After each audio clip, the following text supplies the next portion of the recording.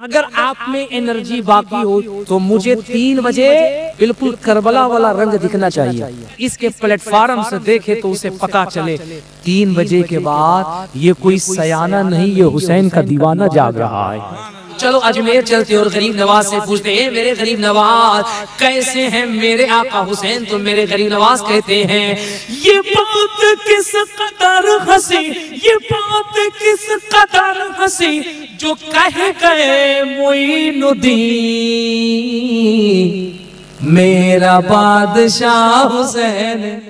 इसलिए शायर कहता है, हुसैन जिंदा है, हुसैन जिंदा है दस्तूर जिंदगी की तरह। सुभान अल्लाह। अगर आप में एनर्जी बाकी होगी, जिंदगी बाकी होगी। आपके यहाँ मुहर्रम होता है, मुहर्रम में जुलूस निकलता है, इमाम हुसैन की महफिल होती है, तो मुझे 3 बजे बिल्कुल करबला वाला रंग दिखना चाहिए, बिल्कुल करबला वाला रंग दिखना चाहिए, ताकि दुनिया जब इसके प्लेटफार्म से देखे तो उसे पता चले 3 बजे के बाद ये कोई सयाना नहीं, ये हुसैन का दीवाना जाग रहा है। हुसैन जिंदा है दस्तूर जिंदगी की तरह, शहीद मरते नहीं आम आदमी की तरह। हुसैन जिंदा है दस्तूर जिंदगी की तरह, शहीद मरते नहीं आम आदमी की तरह। यजीद डूब गया, यजीद डूब गया, यजीद डूब गया शाम के अंधेरों में, हुसैन फैले हैं दुनिया में रोशनी की तरह।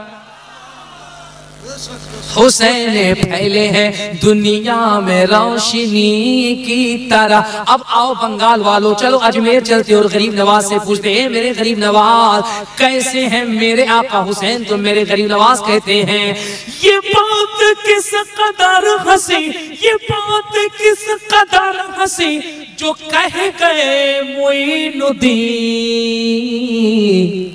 मेरा बादशाह हुसैन। सुभान अल्लाह, सुभान अल्लाह। हुसैन मेरा बादशाह हुसैन है, हुसैन मेरा बादशाह हुसैन है। ये बात किस कदर हंसी जो कह गए मोइनुद्दीन, दीन की पनाह हुसैन है, हुसैन दीन की पनाह हुसैन है। यजीदियों के लिए एक शेर पढ़ दो, यजीदियों के लिए एक शेर पढ़ दो, दिल लगा के, या हुसैन, ऐसे नहीं मोहब्बत से, या हुसैन, या हुसैन, या हुसैन, या हुसैन, या हुसैन, या हुसैन, या हुसैन, या हुसैन। अरे ओ दुश्मने असल, अरे ओ दुश्मने असल, जरा तुमर कब्र में चल, पता चलेगा क्या हुसैन। सुभान अल्लाह, सुभान अल्लाह। हाँ पता चलेगा क्या हुसैन है। जो लोग जगे हुए हैं, अल्लाह ने जिनको मुंह दिया है, मुंह में ज़बान है, कलेजे में ताकत है, फरिश्तों को गवाह बना के पढ़ना ताकि कयामत में फरिश्ते गवाही दे, मेरा बादशाह। सुभान अल्लाह। हाय हाय हाय हाय हाय। हजरत देखिए ना, कसम से 3 बज रहे हैं, वो क्या दीवानगी है। पूरा मजमा पढ़ेगा, मेरा बादशाह। सुभान अल्लाह। आवाज नहीं आ रही, आवाज नहीं आ रही, आवाज नहीं आ रही, आवाज नहीं आ रही है। आवाज इतनी आई, इतनी आवाज आई, इतनी आवाज आई, ये आवाज पूरी दुनिया में चली जाए। ये बात किस कदर हंसी जो कह गए मोइनुद्दीन, मेरा बाप।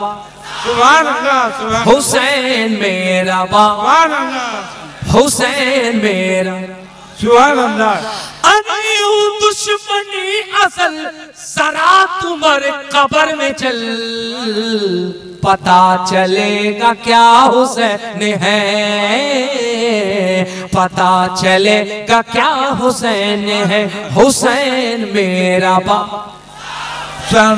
जिसका जिसका बादशाह हुसैन है वही पढ़ेगा, जिसका नहीं वो न पढ़े। अल्हम्दुलिल्लाह मेरा बादशाह है, मेरा बाप हुसैन, मेरा हुसैन मेरा बादशाह, दीन की पना, दीन की पना, या हुसैन। अब आप कहिएगा कि हजरत इतना या हुसैन क्यों कहलवा रहे, तो मैं कहूंगा मेरे और आपके नबी सैयद आलम नूर मुजस्सम अहमद मुज्तबा मुहम्मद मुस्तफा सल्लल्लाहु ताला अलैहि वसल्लम मेरे और आपके आका इरशाद फरमाते, ए दुनिया वालों, जो मेरे हुसैन से मोहब्बत करता है मैं मोहम्मद उससे मोहब्बत करता हूँ। आए हाय हाय, कहते हैं जो मेरे हुसैन से मोहब्बत करता है मैं मोहम्मद उससे मोहब्बत करता हूँ। साहबा ने कहा या रसूल अल्लाह इसका क्या मतलब? आका फरमाते हैं जो हुसैन से मोहब्बत करता है मैं उससे मोहब्बत करता हूँ, और जिससे मैं मोहब्बत करता हूँ उससे मेरा खुदा भी मोहब्बत करता है। ओ दुनिया वालों, मुझे एक बात बताओ, करबला की सरजमीन पर गला तो हुसैन का कटा था, बाजू तो हुसैन के कटे थे, बेटा तो हुसैन का कटा था, भाई तो हुसैन का कटा था, बाजू तो अब्बास के कटे थे, बेटी तो शकीना की कटी थी, करबला तो काफिला तो हुसैन का लूटा था। लेकिन ये कैसा मुअम्मा है, गला हुसैन का कटा है, जनाजा यजीद का निकल गया। ओ दुनिया वालों, ये कैसा मुअम्मा है, गला हुसैन का कटा है, जनाजा यजीद का निकला है। यजीद को लगा सर बच गया है, नाम रोशन हो जाएगा, लेकिन दुनिया ने देखा सर बचने के बाद दुनिया में एक भी यजीद नजर नहीं आता है, लेकिन गला कटने के बाद घर घर में गुलाम हुसैन नजर आ रहा।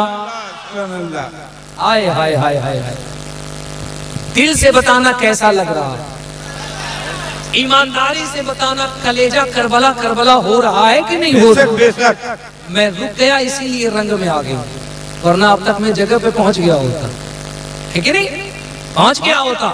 रुक गया हूं इसलिए इस जमीन को करबला बना रहा हूं, करबला बना रहा हूं, करबला बना रहा हूं। मेरा बादशाह हुसैन, मेरा बादशाह हुसैन, मेरा बादशाह हुसैन, अरे तेरा बादशाह सबका बादशाह हुसैन, सबका बादशाह, इनका बादशाह मेरा बादशाह हुसैन, मेरा बादशाह हुसैन। क्या शान है मौला हुसैन, क्या शान। गला हुसैन का कटा, जनाजा यजीदियत का निकला। अब मैं अपनी बहनों से एक बात कहने लगा हूं,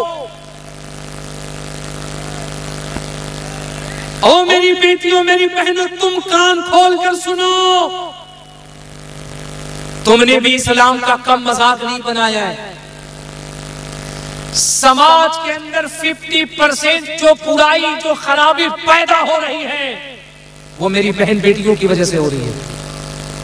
अगर मेरी बच्चियां, मेरी बेटियां, मेरी माएं, मेरी बहनें, खुदा की कसम अगर अपने आप को पहचान ले, तो इनके गोद से कोई लावारिस, कोई लफंगा, कोई लखैरा, कोई बेहुदा पैदा नहीं होगा, बल्कि इनकी कोख से वक्त का गौसे आजम का गुलाम पैदा होगा। मेरी बेटियों, एक बात तुम बताओ, ये तुम्हें किसने बताया कि तुम अपने चेहरों पे मेकअप इसलिए करो कि तुम्हारी खूबसूरती को कोई दूसरा मर्द देखे? सुनो, कान खोलकर सुनो, मैं भूखा हूं इसलिए मैं तुम्हें पैगाम दे रहा हूं। हराम है औरत का वो सजना सवरना जो सजना सवरना उसके शौहर के लिए ना हो, किसी गैर मर्द के लिए। 6000 से ज्यादा मुस्लिम बच्चियां इस्लाम धर्म छोड़ करके चली गई दूसरों के यहां। उसकी वजह, हमने औरतों को इस्लामी तालीम नहीं दी, हमने उन्हें इस्लामी माहौल नहीं दिया। मुझे बताओ, ये किसी औरत को जेब देता है? वो नकाब तो 5000 का पहने, बुर्का 10,000 का पहने, ऐसा नकाब, ऐसा बुर्का, वो साहब इतनी चमक धमक की आंख नहीं टिकती है। और जिस चेहरे की कोई कीमत ही नहीं है, जो बेमिसाल है, जो अनमोल है, नकाब इतना अच्छा पहनेगी लेकिन चेहरा ओबड़ा बोल करके बाजार में आने। मैं तुमसे पूछता हूँ, ये तो कि तुम्हारे अंदर की हया पता चलेगी।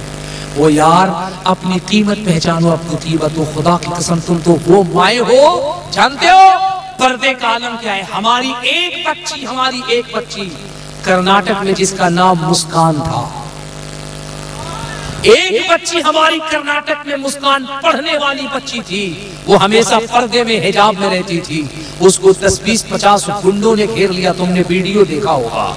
और जब घेर लिया गुंडों ने और उसके सामने जब उसे परेशान करना शुरू किया, वो बच्ची बुर्के में है, नकाब में है, और नकाब के अंदर जब उसने अल्लाह अकबर का नारा लगाया तो ऐसा लग रहा था पर्दे के अंदर से कोई करबला के ज़ैनब की कनीज है जो दहाड़ रही।